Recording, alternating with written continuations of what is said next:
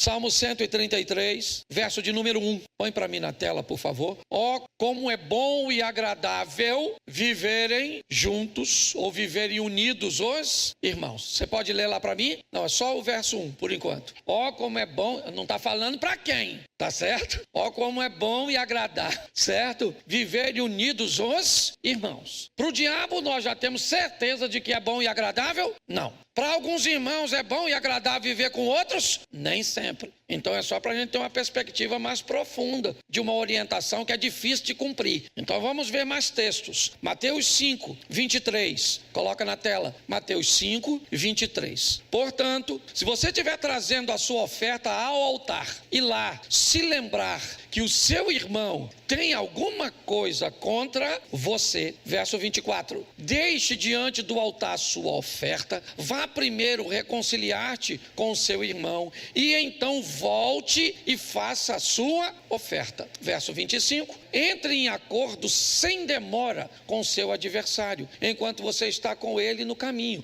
para que o adversário não entregue você ao juiz, o juiz entregue você ao oficial de justiça e você seja jogado na prisão. Preste atenção, porque novamente nós temos um texto bíblico falando da importância de resolvermos as coisas com o nosso irmão. Se você vai ofertar e durante a oferta não é você que tem algo contra o irmão, você lembra que o irmão é que tem algo contra você, tá certo? Deixa a sua oferta, vai lá, toma uma postura, então, e volte. Esse é o segundo texto, certo? Romanos capítulo 12, verso 18, vai nos dar também uma instrução muito preciosa. Repita comigo: se possível, no que depender de vocês, vivam em paz com todas as pessoas. Se possível, no que depender de vocês, vivam em paz com todas as... Mas esse texto nos dá uma margem de fazermos uma aplicação de que nem sempre será possível. Mesmo sendo bom e agradável diante dos olhos do Senhor. Mesmo entendendo que temos ou podemos ter problemas até durante a oferta. Os dois primeiros textos, eles fazem menção da importância. O terceiro texto vem dizendo, no que depender de você, porque você terá Deus por testemunha. É muito importante entendermos isso. Você pode alegar qualquer coisa que você quiser para mim como pastor,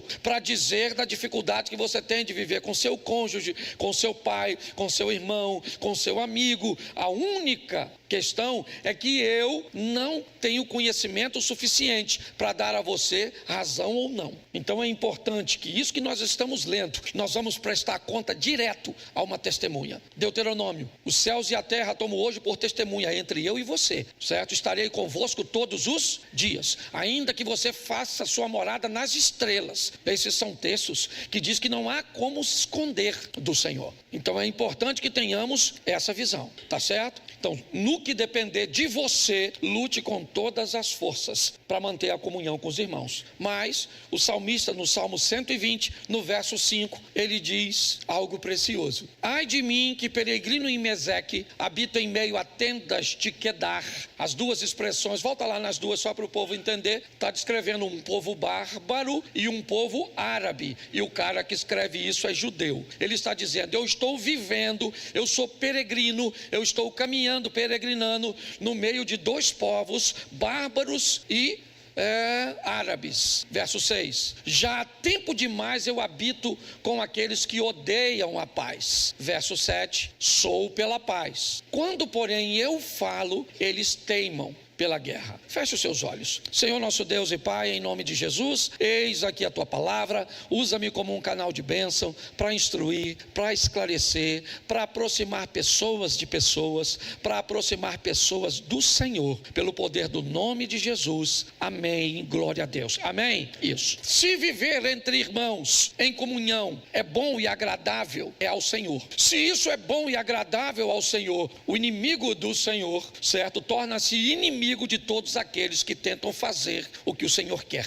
Todas as vezes que alguém se predispõe a se tornar amigo de Deus, automaticamente ele se torna inimigo do Satanás, inimigo do mal, porque não há comunhão entre luz e trevas. Todas as vezes que uma chega, a outra tem que sair. Elas não coabitam no mesmo ambiente. Então nós vemos que é bom e agradável a Deus que os irmãos vivam em união. Porém, isso não será fácil de ser mantido, porque alguém vai trabalhar para que isso não aconteça. Aí nós migramos para um texto que fala de um momento tão precioso, mas que tem o propósito de nos mostrar que qualquer momento da nossa vida, quem vai se apresentar, por mais importante e expressivo que ele seja, eu não posso me apresentar somente em parte. Ofertar é importante? Mas o que a Bíblia está dizendo é, Deus nos quer por inteiro. Então, eu não cumpro isso, mas pelo menos eu vou lá e dou meu dinheiro. Não é assim que funciona. Nós temos que ter maturidade. Então ele diz, deixa a oferta, se conserta e vem ofertar. Mas no Salmo ou em Romanos, nós recebemos uma informação muito importante. E qual é? Não vai dar para viver próximo de todos. Existem pessoas que não farão parte da sua intimidade. Elas não farão, não tem como fazer. Essa é uma informação importantíssima e que só pessoas maduras, me parece, que conseguem gerenciar esse tipo de informação. Porque ela não está dizendo para que eu descarte ninguém. Essa não é.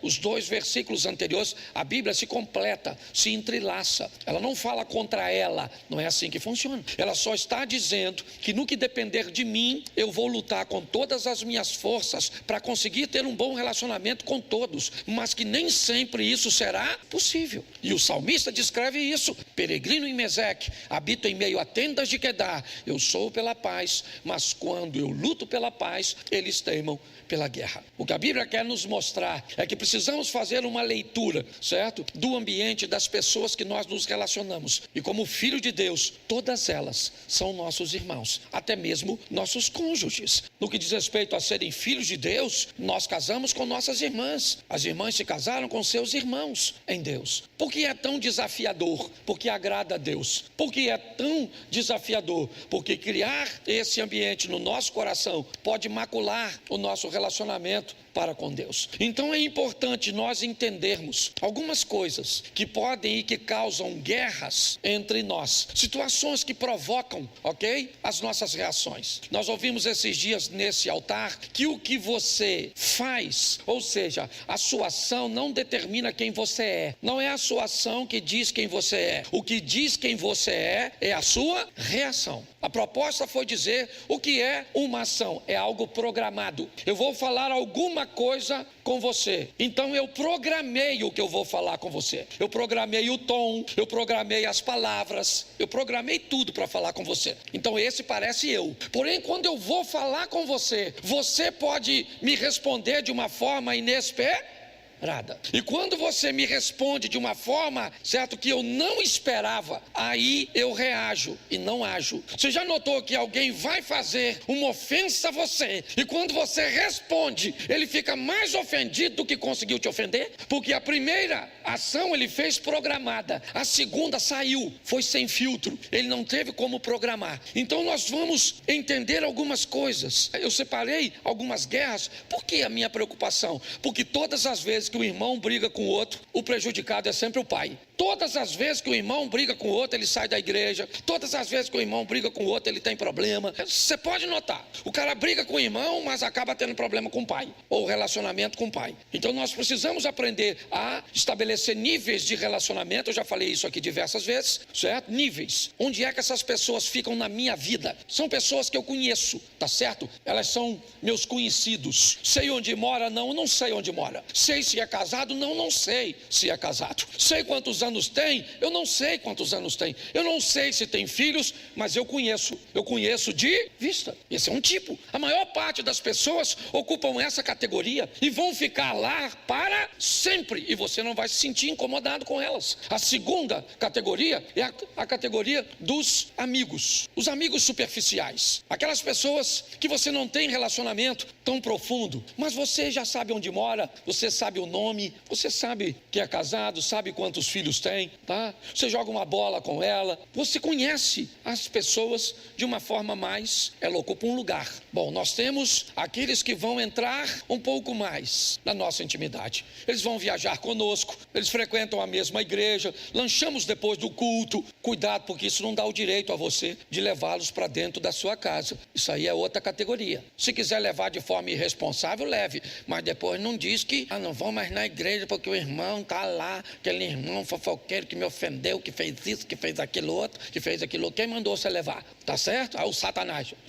Aqui, ó, bota a culpa no Satanás não, já é culpado, mas eu vim aqui defendê-lo, certo? Você é obrigado a selecionar esse tipo de gente que vai ouvir sua intimidade. Estabelecer níveis de relacionamento é importantíssimo, e se nós não fizermos isso, vamos criar problemas para a nossa família, para a nossa comunidade, para o nosso relacionamento para com Deus, para o nosso exemplo para com outras pessoas. É de responsabilidade nossa. Então, segure aqui esses exemplos que eu vou dar a vocês. Gênesis 4, verso 8, o primeiro problema entre irmãos. Vou usar um texto só porque é muita coisa. Caim disse a Abel, seu irmão: vamos ao campo. Estando eles nu, Caim se levantou contra o seu irmão e preste atenção, nós estamos diante da primeira guerra entre os irmãos, e vamos entender por que é que irmãos se odeiam. Qual é o grande problema de Caim e Abel? Eles têm um problema. 2 vezes eles têm a oportunidade de resolver o problema, principalmente Caim. Eles apresentam a mesma coisa para Deus, uma oferta.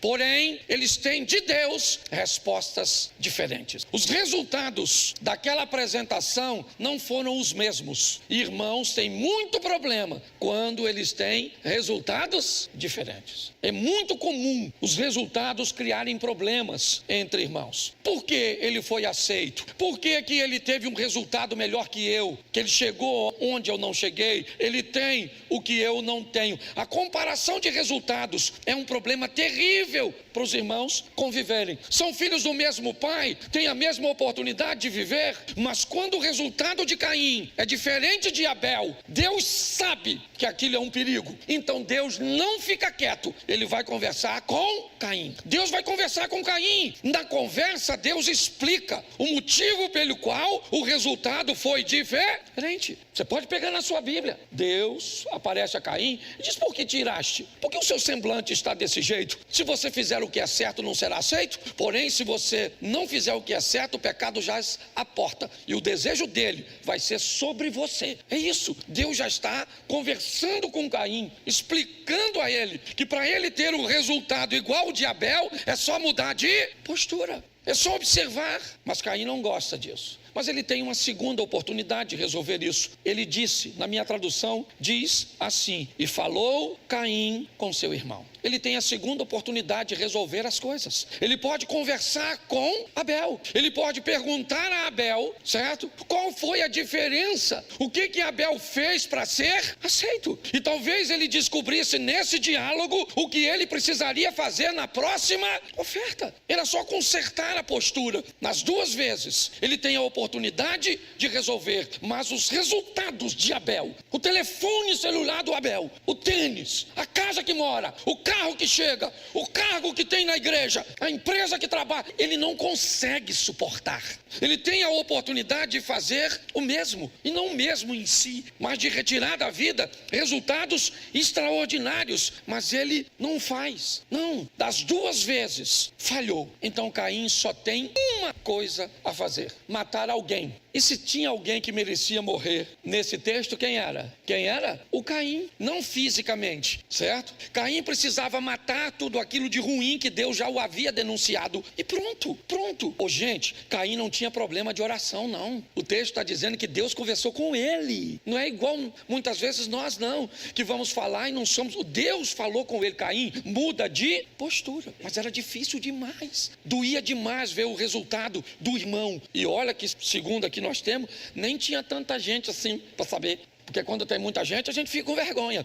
É ou não é? Sim ou não? Você já tropeçou? Quando você tropeça, que você está na rua, qual é a primeira coisa que você faz? Olha para se alguém viu o teu tropeço. Se ninguém, dane-se, certo? Eu vi uma história muito interessante de um cara que ele foi assaltado e roubaram a roupa dele toda na rua. Como é que ele ia voltar para casa? Pelado. Pensa na vergonha, sim ou não? Isso. Mas ele achou uma sacola de papelão. O que ele fez? Furou 2 olhos, a boca, enfiou e nem correu. Ele foi embora pelado. Estava pelado, sim ou não? A vergonha dele estava exposta, sim ou não? Mas ninguém sabia quem ele era. Você está rindo de tu, às vezes. Então, escute só. Resultados diferentes fazem um irmão matar o outro. Eu não posso me deter muito, porque é muita informação. Vamos para o segundo. No segundo culto eu prego de novo. Tá certo? E é bom que quando eu prego um montão de vezes assim, eu não esqueço mais. Vamos lá. Segundo livro do profeta Samuel, capítulo 3, verso 2. Precisa anotar não, que depois você pode pegar na internet. Vamos lá. 3, 2, é de 2 Samuel. Segundo livro do profeta Samuel, capítulo 3, do verso 2 ao verso 4. Isso. Em Hebrom nasceram os filhos a Davi. O primogênito era Amnon, de Ainoã a Jerezita. Primeiro filho, Amnon. O segundo era Quileabe, de Abigail, a viúva de Nabal, o carmelita. O terceiro filho era Absalão, filho de Maaca, filha de Talmai, rei de Jesus. Preste atenção que nós temos aqui, certo? A relação dos 3 primeiros filhos de Davi. Mas o verso 4, o quarto, Adonias, filho de Agite, certo? Preste atenção, só vou ler até o Adonias. Adonias é qual filho de Davi? O primeiro qual é? Vamos ler de novo. Não, vamos não. Amnon, tá certo? Então vamos lá, o primeiro era Amnon, tá bom? O segundo era Quileabe, o terceiro era Absalão, o quarto era o Adonias, tá certo? Sim ou não? Então tá bom, Davi teve uma penca de filho, depois você lê que eu não sou obrigado a ler tudo, tá certo? Primeiro livro dos Reis, capítulo 1, verso 5. Nunca isole um texto da Bíblia que você vai se dar mal. Fique de olho em todos os textos, porque isso vai te ajudar bastante. Então Adonias, filho de, se exaltou e disse o quê? Eu reinarei. Providenciou carros e providenciou o quê? Cavaleiros e 50 homens, certo? Homens que corressem diante dele, ok? Verso de número 6. Jamais seu pai o contrariou, dizendo: por que procedes assim, certo? Além disso, era ele de aparência muito formosa e nascera, certo? Depois de Absalão. Preste atenção. Segundo motivo que os irmãos estavam a fim de matar o outro: sensação de injustiça e ausência de limites. Eu sou fruto de uma geração que não tinha muita dificuldade de conviver com o que o outro tinha. Fomos forjados, é ou não é? Quem aqui? Agora eu vou querer ver como é que o negócio vai ficar bonito agora. Quem aqui teve cachumba? Levanta a mão. Olha que beleza. Catapora. Tudo velho. Quem aqui furou o pé com prego ferrujado? Isso. Cortou o pé com caca de vidro. E tomou antitetânica. Isso. Cortou a cabeça no arame farpado. Tomou banho pelado no rio. Correu no pasto da vaca que queria dar uma chifrada. O galo queria dar umas paradas no seu, você correu também. Quem aqui teve frieira nos dedos? Bicho de pé. Carrapato estrela na sua virilha ou embaixo do braço. Olha que eu conheço. Estudei a história do povo antigo. Ô gente, esse tipo de gente tá preocupado se o outro ama, se curtir você. Falei isso para um cara esse dia na internet. Falei: rapaz, eu tive tudo isso que você tem aqui. Eu tô aí porque você tá pensando a meu respeito. Já tive sangue sugando. Você tá rindo, mas o assunto é sério. Só que hoje nós temos um povo, tudo eles são injustiçados. Nossa, eles comem carne todo dia, tem televisão, internet, eles têm tudo. Nós não tinha. O que nós tinha? Hoje eles têm high definition, nós tínhamos o raio do chuvisco, certo? Lembra de alguém do lado de fora girando a antena com bambu e você gritando: ei, passou? Lembra de tudo isso? Certo? Sim ou não? Uma geração que apanhava e continuava amando aquele que batia. Quem aqui apanhou, levanta a mão. Ficou de castigo, levanta a mão. É isso aí, mano, tamo junto, certo? Mas pensa no negócio hoje: injustiça e ausência de limite. Você não pode bater nas crianças hoje. Você apanhou, não tô falando violência doméstica não, viu? A turma do Conselho Tutelar. Aliás, tô com autoridade aqui, ninguém me prende não, tá certo? Mas é verdade, você apanhou, não apanhou? Pronto. Se você viesse na rua e uma mãe estivesse batendo num filho que estava fazendo pirraça, a sua olhava para tu. Hoje as pessoas chamam Conselho Tutelar. Ninguém criou lei quando eu apanhei. Agora na hora de eu bater, eu que falasse para minha tia: vou denunciar a senhora. Ela falou: eu bato no conselho, na conselheira, no Alexandre de Moraes, no Lula, eu bato em todo mundo, mano. Já não é Elon Musk que tá brigando com ele. Foi assim que nós chegamos até aqui, sim ou não? E aprendemos a respeitar os mais velhos, aprendemos a respeitar as filhas dos outros, não mexíamos em nada que era de ninguém, é ou não é verdade? Porque alguém nos deu limites. Irmãos que têm limites não matam os outros. Entende que não há injustiça? Não, mas Adonias se achou injustiçado. Por quê? Lembra? Eu até agora falei de Salomão? Não, né? Eu falei de Amnon, Quileabe, eu falei de Absalão, certo? E eu falei de Adonias. Salomão apareceu? Não. Mas quando Salomão vai ser ungido rei por Davi, Adonias não vai engolir isso. Ele não vai engolir, ele não consegue, ele não tem maturidade para entender isso. Ele não quer ser o irmão do rei, ele quer ser o rei. Ser o irmão do rei era uma vantagem, sim ou não? Sim ou não? Isso, se ele fosse leal ao rei seria mais ainda, sim ou não? Ele teria um bom cargo, uma boa estrutura, uma boa proteção, sim ou não? Mas ele não queria ser o irmão do rei, ele queria ser porque para ele aquilo era injusto. Mas aí a Bíblia diz, por que ele é assim? Porque seu pai, certo? Jamais o contrariou, perguntando por que ele fazia assim. É importante nós estabelecermos limites, porque pessoas que não têm limite, quando olharem situações cujas quais eles não recebem a vantagem que gostaria de receber, eles têm tendência a matar o outro. Essa é a grande verdade. Posso ouvir um amém? Só tem mais 10 minutos. Isso. Vamos para o terceiro. Gênesis 37,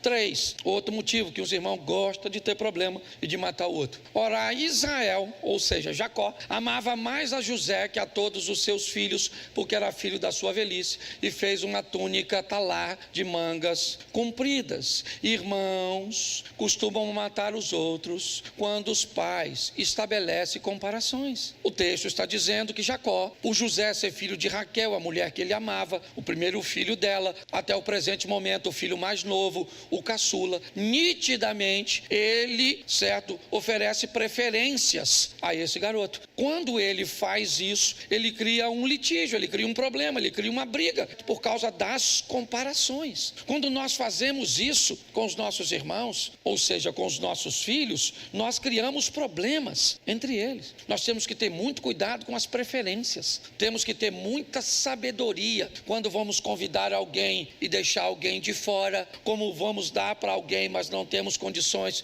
de dar para todo mundo. Você lembra que as mães tinham essa preocupação com os filhos, certo? De não estabelecer nenhuma vantagem a nenhum deles, porque eles entendiam que isso prejudicava mais do que ajudava. Para eu adiantar, 1 Samuel, capítulo 17, verso 28. Vamos lá, rapidinho. Ouvindo Eliabe, seu irmão mais velho, falar àqueles homens, acendeu-lhe a ira contra Davi e disse: por que desceste aqui? A quem deixasse aquelas poucas ovelhas no deserto? Bem conheço a tua presunção e a tua maldade. Desceste apenas para ver a peleja. Preste atenção. Irmãos costumam ter problemas com outros quando esses irmãos conseguem ter uma boa visão a respeito de si. Olha só, qual é o problema que Eliabe tem com Davi, o chamando de presunçoso? Na verdade, a exposição desse texto tem a ver, o que Eliabe não gosta é da maneira que Davi se vê. Davi não se vê como coitado e não se comporta como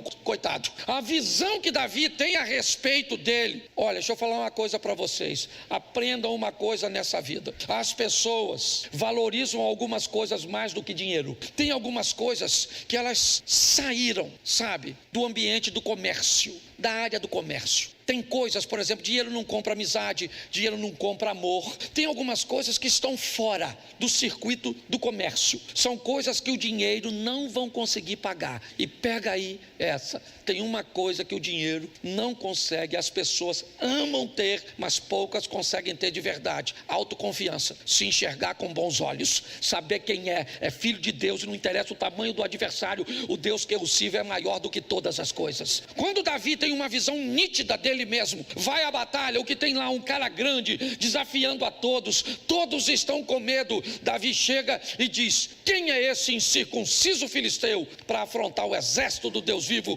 A primeira coisa que seu irmão disse: com quem você deixou as poucas ovelhinhas, ó? Seu presunçoso, conheço a tua maldade. Olha só, às vezes quando você se enxerga, quer alcançar grandes coisas, quer chegar em lugares altos, quer conquistar quem está do seu lado, seus irmãos não toleram isso. Mas sabe por que não toleram? Porque não conseguem ter a boa visão de si mesmo que você tem. Não se engane. Pessoas detestam. Ah, pastor, mas eu não julgo ninguém. Ah, não julga? Você quer ver as pessoas te odiarem? Tem um casamento feliz. Não há nada pior que um casamento feliz. Um casamento feliz denuncia que é possível, sabe? Quando você faz algo, você não precisa falar. Aquilo fala por si só. O que está acontecendo aqui com Eliabe é isso. Ele não gosta, ele chama Davi de presunçoso. Com quem você? O que você veio fazer aqui? Eu sei que você só veio ver a peleja. Note que o que Eliabe está dizendo: eu sabia que se você você chegasse aqui, você não ia ter medo do gigante, porque você acredita em você. Eu não sei o que você está te enfrentando, mas Deus está mandando te dizer: acredite em você e no Deus que você serve, porque Ele vai te dar vitória. Não interessa o que você esteja enfrentando. Agora, se prepare, se você acredita em você e tem uma boa visão a respeito de si mesmo, seus irmãos não vão gostar de você. Entendeu? Aí você descobre, você quer ser um derrotado e não conviver com isso, ou quer vencer, mas aprender a lidar com essa situação. Posso ouvir um amém? Isso, só faltam mais 2 aqui, não vou passar de 7,5 não. Gênesis 21, 8. Enquanto você acha, vamos lá? Vamos lá. Resultados diferentes faz com que irmãos queiram matar uns aos outros. Sensação de injustiça e ausência de limites vão fazer os irmãos se degladiarem. Preferências e comparações, certo? Vão criar problemas entre irmãos, seja na igreja como pastor, seja você como um patrão, certo? Seja você quem for, um líder, comparou, você vai ter problema. Tinha que ser igual fulano, olha como fulano é bom, você vai ter problema, certo? A boa visão a respeito de si mesmo. Quinto, Gênesis 21, 8. Gênesis 21, verso 8. Põe para mim, por favor. Isaac cresceu e foi desmamado. No dia em que o menino foi desmamado, Abraão deu um grande banquete. Olha para mim agora. Nós temos um problema muito peculiar, muito particular aqui nesse texto. Nós temos um filho brigando com problemas sérios com alguém que é um meio filho. De Abraão, Isaac e Ismael é filho, sim ou não? Mas de Sara não. Olha só, nós temos um problema muito sério nessa situação. A ideia de Sara foi ter um filho e ele nasceu, seu nome Ismael, sim ou não? Ismael não era filho de Sara, sim ou não? Ela usou uma lei que lhe permitia fazer isso de forma legítima. Mas quando Isaac nasceu, para Sara, Ismael deixou de ser filho. Isso aqui vale muito, mas é muito precioso, mas muito precioso, com gente que casa com outra pessoa, que tem um filho que não é seu. Olha, pensa numa das coisas que, se eu puder e se me pedir conselho, eu dou todas as informações possíveis, porque é dificílimo criar um filho que não é seu, porque ele é seu para algumas coisas, mas não é seu para outras, principalmente para limites, para correções, certo? Você é mãe para lavar roupa, para passar, para fazer comida, para fazer isso, para arrumar a casa, para fazer, mas se você pedir para jogar o lixo fora, sabe o que ele diz? Que vai jogar depois de quê? Se ele não faz nada 24 horas, aí você pensa. Então, há muito conflito, principalmente quando nesse relacionamento acontece o nascer de outro filho. Aliás, eu pastoreei uma igreja que um dia uma mulher chegou com um grupo de pessoas, aí ela falou: pastor, como é que está o senhor? Eu falei: tudo bem. Aí tinha um montão de gente, falei: nossa, que legal, veio com a família. Ela falou: esse aqui, pastor, é meu ex-marido, essa é a esposa do meu ex-marido, e esses dois aqui é o meu filho com os meus filhos com esse. Falei: beleza. Eu falei: e o pessoal de cá? Não, o pessoal de cá é os 2 filhos do marido que eu tenho agora, que ele teve com a outra mulher. E aí eu já estava tentando, e aí eu não aguentei, né? Eu falei: e esse aqui? Aí esse aqui sim, esse é de nós 2. Eu falei: Senhor, se o demônio vier aqui, esse povo entra nele. Você está rindo, mas o assunto é sério. As pessoas tratam coisas importantes de qualquer maneira. Vamos a 2 textos e a gente termina. Gênesis 25, 31. Esse é um dos motivos mais comuns e principalmente a vias de fato. Disse Jacó: vende-me primeiro o teu direito de primogenitura. Uma das coisas que faz demais, certo? Os irmãos quererem matar o outro é herança. Esse é um motivo muito comum, certo? Eu não posso abordar nos detalhes porque eu fiz uma aplicação bem específica, mas o Jacó, ele quer a herança de Esaú. A Sara disse: Ismael não herda nada. Até hoje ninguém tira da minha cabeça. Respeito os teólogos de plantão, que é aqui, que é na internet, que isso vai ficar gravado, mas ninguém tira da minha cabeça. Quando Sara disse para Abraão: Ismael não herda nada do que é do meu filho Isaac, Deus havia falado para Abraão: manda Ismael embora e deixa ele comigo. E Sara vai descobrir que os árabes serão muito mais ricos do que os judeus. Para mim é exatamente isso. Quer depender, dependa de Deus, porque Ele é dono de todas as coisas, certo? É um motivo terrível, tá certo? Herança. E tem um contexto tão grande no ambiente de igreja que você não pode imaginar, mas eu não tenho como passar aqui agora. E o último é uma parábola, mas vale a pena nós vermos. Lucas 15, 25, e a gente termina aqui e ora. Lucas 15, 25. Irmãos matam irmãos ou querem matar irmãos, a guerra entre irmãos. Ora, o filho mais velho que estivera no campo, quando voltava, ao aproximar-se da casa, ouviu a música e as danças. Verso 26, o que ele fez? Chamou um dos criados e perguntou-lhe o que era aquilo. O que o criado disse?